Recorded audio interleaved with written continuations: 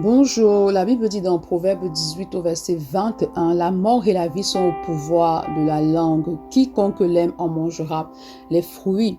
La quatrième catégorie en fait de circoncision, c'est la circoncision de ta bouche. Est-ce que ta bouche est circoncise ou est-ce que ta bouche est incirconcise? Une bouche incirconcise, c'est une bouche en fait qui va parler mal, qui va parler sans réfléchir, qui va sortir des paroles justement d'injures, des paroles d'envie, des paroles de critique, des paroles de jugement, des murmures.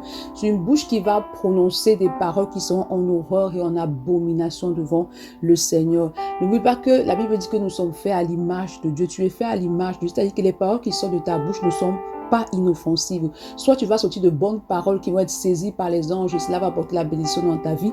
Soit tu vas sortir des mauvaises paroles qui vont être saisies par le monde des ténèbres. Ils vont utiliser cela pour apporter la destruction dans ta vie. Donc il est important que tu te soumettes à l'œuvre du Saint-Esprit en toi afin qu'il puisse circoncire ta bouche parfaitement. Donc ce matin, demande à l'Esprit de Dieu de t'accorder la capacité de te soumettre justement à son œuvre de brisement par rapport aux paroles qui sortent de ta bouche. Parce que ta bouche est circoncise lorsque tu prononces des paroles qui sont en accord avec la parole de Dieu. La Bible dit que c'est poussé par l'Esprit que les hommes ont parlé de la part de Dieu et qu'il faut parler comme annonçant les oracles de Dieu. C'est-à-dire que lorsque tu parles, toutes paroles qui sortent de ta bouche doivent être des paroles de bénédiction, des paroles de vie, des paroles qui s'alignent parfaitement à la parole de Dieu, qui agrée le cœur de Dieu. Donc demande à l'Esprit de t'aider à te soumettre à son œuvre sur ta bouche. Bonne journée. Shalom.